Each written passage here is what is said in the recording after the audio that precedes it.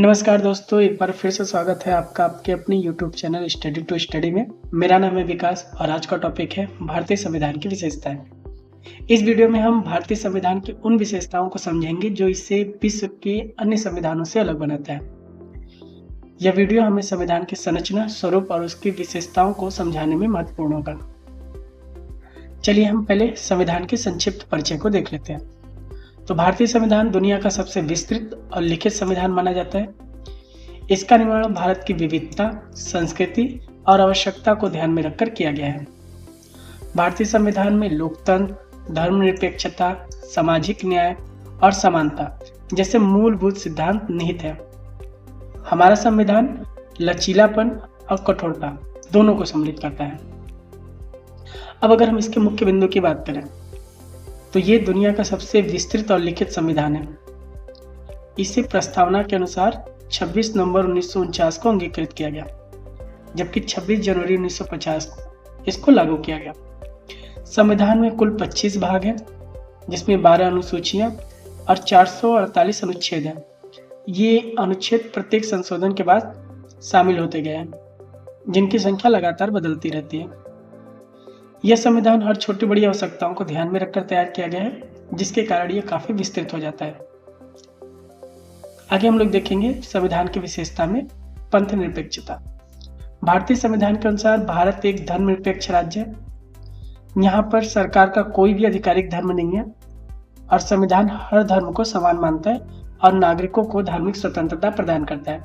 यानी भारतीय संविधान की नजर में सभी धर्म के लोग, चाहे वो हिंदू हो, मुस्लिम हो, सिख, ईसाई हो, सभी लोग एक समान है और भारतीय संविधान उनमें कोई भी भेदभाव नहीं करता। कोई भी सरकार इस आधार पे किसी से भेदभाव नहीं कर सकती। इसके अलावा हमारा संविधान हमें मौलिक अधिकार प्रदान करता है। मौलिक अधिकार को संविधान के भाग 3 में लिखा गया है, जो कि हमारे लोकतांत्रिक मूल्यों की रक्षा करते हैं। इसमें 6 प्रकार के मौलिक अधिकारों की बात की गई है। पहला है समानता का अधिकार, यानी कि भारत में निवास करने वाले सभी लोग हर दृष्टि से समान है।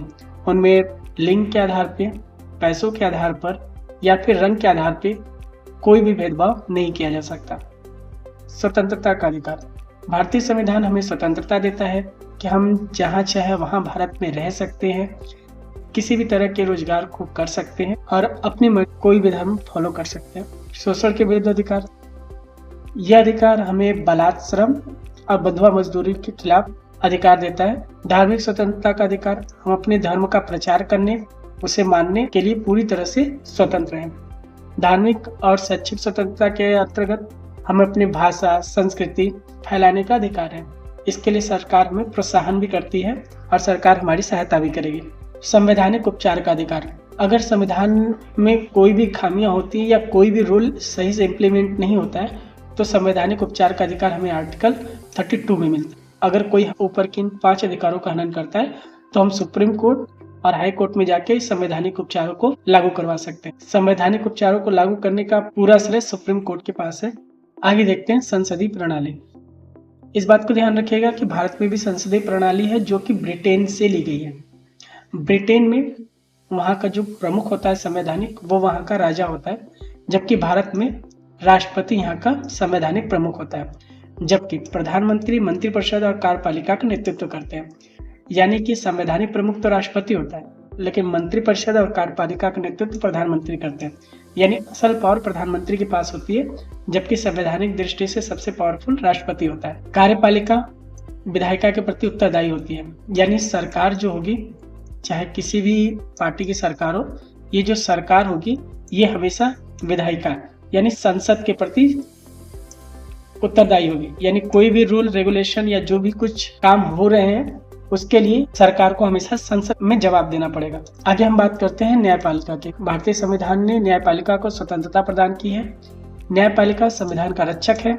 जैसा कि हमने आर्टिकल 32 में देखा था कि हमारे पास संवैधानिक उपचार का अधिकार है, तो ये अधिकार हमें न्यायपालिका ही दिलाता है। यह विधायिका और कार्यपालिका स्वतंत्र है, यानी कार्यपालिका और विधायिका किसी भी रूल को न्यायपालिका के खिलाफ नहीं बना सकते। सर्वोच्च न्यायालय देश शीर्ष न्यायालय, तो भारत का जो सर्वोच्च न्यायालय है, जो कि नई दिल्ली में स्थित है, वो देश का शीर्ष न्यायालय है।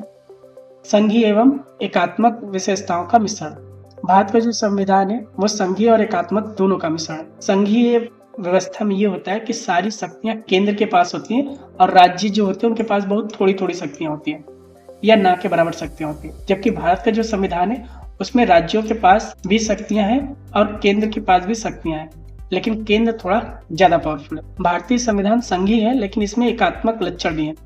क्यों एकात्मक लक्षण है? क्योंकि यहाँ पे केंद्र ज्यादा पावरफुल हो जाता है। संघीय विशेषताएं क्या है? शक्तियों का विभाजन 7वीं अनुसूची के तहत किया गया है। केंद्र और राज्य के बीच स्पष्ट अधिकार है, यानी एक अनुसूची बनाई गई है 7वीं अनुसूची, जिसमें यह बताया गया कि राज्य किस पे कानून बना सकता है और केंद्र किस पे कानून बना सकता है, यानी राज्य और केंद्र की शक्तियों के बीच में स्पष्ट बंटवारा कर दिया गया है। एकात्मक विशेषता क्या है?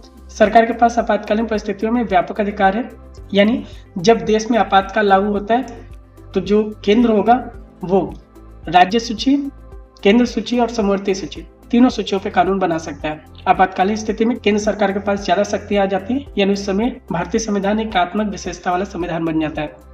इसके अलावा यहाँ पे एकल नागरिकता का प्रावधान है। अगर हम अमेरिका जैसे देश की बात करें तो अगर वहां पे कोई व्यक्ति न्यूयॉर्क में रह रहा है, वो न्यूयॉर्क का भी नागरिक है, इसके साथ साथ वो अमेरिका का भी नागरिक है। जबकि भारत में ऐसा नहीं है, भारत में आप सिर्फ भारतीय होते हैं। संविधान संशोधन की प्रक्रिया, अगर संविधान संशोधन की प्रक्रिया की बात की जाए तो संविधान में 368 के तहत संशोधन किया जा सकता है। यह जो प्रक्रिया है यह संविधान को कठोर और लचीला दोनों बनाती है। भारतीय संविधान को हम 3 तरीके से संशोधित कर सकते हैं। एक होता है साधारण संशोधन, जिसमें कि हमें सामान्य बहुमत की आवश्यकता होती है। एक होता है विशेष बहुमत से संशोधन, जिसमें कि हमें संसद में 2/3 बहुमत की जरूरत होती है। एक होता है विशेष बहुमत के साथ राज्यों की सहमति से संशोधन की प्रक्रिया, यानी ऐसा संशोधन जिसमें संसद में तो बहुमत होना ही चाहिए, साथ ही साथ भारत के सभी राज्यों का भी सहमति उसमें होना चाहिए। जब जीएसटी लागू किया गया था तो भारतीय संसद में बहुमत होने के साथ साथ हमें भारत के अधिकांश राज्यों की सहमति भी लेनी पड़ी थी। मूल कर्तव्य, 42वें संशोधन 1976 के द्वारा मूल कर्तव्यों को जोड़ा गया। यह भाग 4A का हिस्सा है, जिसमें के कुल 11 कर्तव्य हैं। इसमें नागरिकों से अपेक्षा की जाती है कि वे संविधान का पालन करें, राष्ट्रीय ध्वज, राष्ट्रीय गान का सम्मान करें। आपातकालीन प्रावधान, आपातकालीन स्थितियों के लिए अनुच्छेद 352, 356 और 360 में प्रावधान है। राष्ट्रीय आपातकाल को 352 के अंतर्गत लगाया जा सकता है जब युद्ध, बाहरी आक्रमण, आंतरिक गड़बड़ी का अंदेशा हो। भारत में जब आपातकाल लगा था 1976 में, तो वहां पर आंतरिक गड़बड़ी का हवाले देकर ही आपातकाल की घोषणा की गई थी। इसलिए जब आपातकाल खत्म होता है तो इस शब्द को संविधान से हटा दिया गया। अब केवल युद्ध या बाहरी आक्रमण की स्थिति में ही आपातकाल की घोषणा की जा सकती है। राज्य आपातकाल, जब संवैधानिक तंत्र विफल हो जाता है, यानी अगर केंद्र और राज्य के बीच में किसी बात को लेकर मतभेद हो जाता है या राज्य सरकार सही से काम नहीं कर रही होती, उस कंडीशन जो केंद्र सरकार होती है वहां की सरकार को भंग कर देती है और वहां पे आपातकाल लगा दिया जाता है, जिसे संवैधानिक आपातकाल कहते हैं या राष्ट्रपति शासन कहते हैं। वित्तीय आपातकाल, आर्थिक अस्थिरता की स्थिति में लगाया जाता है जब देश में पैसे की काफी तंगी होती है। भारत में ये कभी नहीं लगाया गया, लेकिन ऐसा कंडीशन 1990-91 के लगभग बना था, जबकि आपातकाल की घोषणा की जा सकती थी। यहाँ पे एक बात और ध्यान रखिएगा, वित्तीय आपातकाल में सभी सरकारी कर्मचारियों के वेतन में कटौती की जा सकती है, केवल राष्ट्रपति के वेतन में कटौती नहीं की जा सकती। आगे है एकल नागरिकता। भारत में एकल नागरिकता का प्रावधान है, जबकि अमेरिका जैसे देशों में दोहरी नागरिकता दी जाती है। जैसा कि हमने बताया कि अमेरिका में 50 स्टेट है, तो कोई भी व्यक्ति जिस स्टेट का होगा उसका भी नागरिक होगा प्लस अमेरिका का भी नागरिक होगा, जबकि भारत में ऐसा कोई प्रावधान नहीं है। यहाँ पे केवल एक नागरिकता है और वो है भारतीय। अब हम लोग आ जाते हैं इम्पोर्टेंट MCQ पे। तो पहला क्वेश्चन है, भारतीय संविधान में संशोधन की प्रक्रिया किस अनुच्छेद में दी गई है? काफी इंपॉर्टेंट क्वेश्चन है, UPSC, SSC, CGL और रेलवे NTPC में पूछा जा चुका है। तो इसका उत्तर है अनुच्छेद 368। मौलिक अधिकार भारतीय संविधान के किस भाग में आते हैं? तो इसका उत्तर है भाग 3। अगला क्वेश्चन है, मौलिक कर्तव्य भारतीय संविधान में किस संशोधन के द्वारा जोड़े गए? इसका उत्तर है 42वां संशोधन। अगला क्वेश्चन है, भारत में नागरिकता का प्रावधान किस भाग में है? तो इसका उत्तर है भाग 2। भारतीय संविधान को लागू करने की तिथि क्या है? भारतीय संविधान को लागू करने की तिथि क्या है? तो इसका उत्तर होगा 26 जनवरी 1950। अगला क्वेश्चन है, भारतीय संविधान में मौलिक अधिकारों को कौन संरक्षित करता है? तो इसका उत्तर है सर्वोच्च न्यायालय। सर्वोच्च न्यायालय का है नई दिल्ली में। संविधान की प्रस्तावना में कौन सा शब्द जोड़ा गया? समाजवादी और धर्मनिरपेक्षता, ये दोनों शब्द संविधान की प्रस्तावना में जोड़ा गया है। ये मूल रूप से नहीं था, ये 42वें संशोधन के द्वारा संविधान की प्रस्तावना में जोड़ा गया। आगे है, संविधान की 7वीं अनुसूची में कितनी सूचियां दी गई है? तो 3 सूचियां दी गई हैं। एक है केंद्र सूची, एक है राज्य सूची और एक है समवर्ती सूची। केंद्र सूची पर केंद्र सरकार जो होती है वो कानून बनाती है, यानी संसद बनाता है। राज्य सूची पे राज्य सरकार कानून बनाती है, यानी जो विधानसभा होता है। और समवर्ती सूची पर राज्य और केंद्र दोनों कानून बना सकते हैं, लेकिन आपातकाल की स्थिति में केंद्र सरकार तीनों सूचियों पर कानून बना सकती है। आगे देखते हैं, मौलिक अधिकारों की सुरक्षा के लिए किस अनुच्छेद के तहत रिट दायर की जा सकती है? तो अनुच्छेद 32 और 226 दोनों के अंतर्गत रिट जारी की जा सकती है। रिट क्या होता है? जब कोई मौलिक अधिकार लागू नहीं होता या मौलिक अधिकारों का हनन होता है, तो जो हमारे सुप्रीम कोर्ट होते हैं और हाई कोर्ट होते हैं वो उसे लागू करवाने के लिए रिट जारी करते हैं। तो सुप्रीम कोर्ट इसे अनुच्छेद 32 के तहत जारी करता है, जबकि हाई कोर्ट इसे 226 के अंतर्गत जारी करता है। आपातकालीन प्रावधान संविधान के किस भाग में है? तो इसका उत्तर है भाग 18। अगला क्वेश्चन है, भारतीय संविधान में प्रस्तावना को कौन सा संशोधन न्यायालयीय पुनरावलोकन के अंतर्गत आता है? इसमें से कोई भी संशोधन पुनरावलोकन के अंतर्गत नहीं आता। कौन सा अनुच्छेद संवैधानिक उपचार का अधिकार प्रदान करता है? तो अनुच्छेद 32। ये काफी इंपॉर्टेंट है, इसे संविधान की आत्मा कहा जाता है। भारतीय संविधान में राज्य नीति निर्देशक तत्व किस भाग में आते हैं? तो इसका उत्तर है भाग 4। अगला है, भारतीय संविधान में भारत एक समाजवादी धर्मनिरपेक्ष लोकतांत्रिक गणराज्य, यह किसका हिस्सा है? ये प्रस्तावना में कहा गया कि भारत एक समाजवादी धर्मनिरपेक्ष और लोकतांत्रिक गणराज्य है।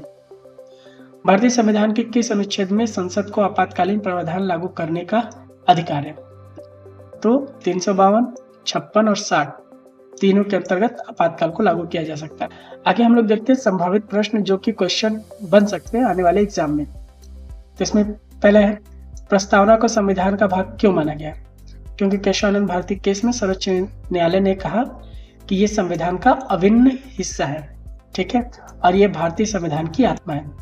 इसीलिए प्रस्तावना को संविधान का भाग माना जाता है। संघीय प्रणाली में केंद्र और राज्यों के बीच शक्ति का विभाजन कैसे किया गया? तो 7वीं अनुसूची में 3 सूचियां बनाई गई, केंद्र सूची, राज्य सूची और समवर्ती सूची। केंद्र पर केंद्र सरकार कानून बनाती है, राज्य पे राज्य सरकार और समवर्ती पे दोनों मिलकर कानून बनाते हैं। मौलिक अधिकार और राज्य नीति निर्देशक तत्व के बीच में क्या अंतर है? तो मौलिक अधिकार न्याय संगत है, यानी न्यायालय के द्वारा इसे लागू करवाया जा सकता है, जबकि नीति निर्देशक तत्व न्यायालय के द्वारा लागू नहीं करवाया जा सकती है, सरकार की नीतियों द्वारा बनाया जाता है। संविधान में संशोधन की प्रक्रिया को कठोर और लचीला क्यों कहा गया? तो अनुच्छेद 368 के तहत कुछ संशोधन केवल संसद की साधारण बहुमत से किए जा सकते हैं, जबकि कुछ संशोधन विशेष बहुमत और राज्यों की सहमति के साथ किए जाते हैं। इसीलिए इसे कठोरता और लचीलापन दोनों का समन्वय कहा गया है। आपातकालीन प्रावधान का दुरुपयोग रोकने के क्या उपाय हो सकते हैं? तो पहला, न्यायपालिका की स्वतंत्रता और उसको और सशक्त बनाना, संसद में आपातकालीन स्थिति पर चर्चा करना, आपातकाल लागू करने के पहले व्यापक सहमति की आवश्यकता। तो आज के लिए इतना ही। अगर ये वीडियो आपको अच्छा लगा तो आप स्टडी टू स्टडी को सब्सक्राइब कर सकते हैं। मिलते हैं आपसे अगले वीडियो में एक और इम्पोर्टेंट टॉपिक के साथ। तब तक के लिए जय हिंद, वंदे मातरम।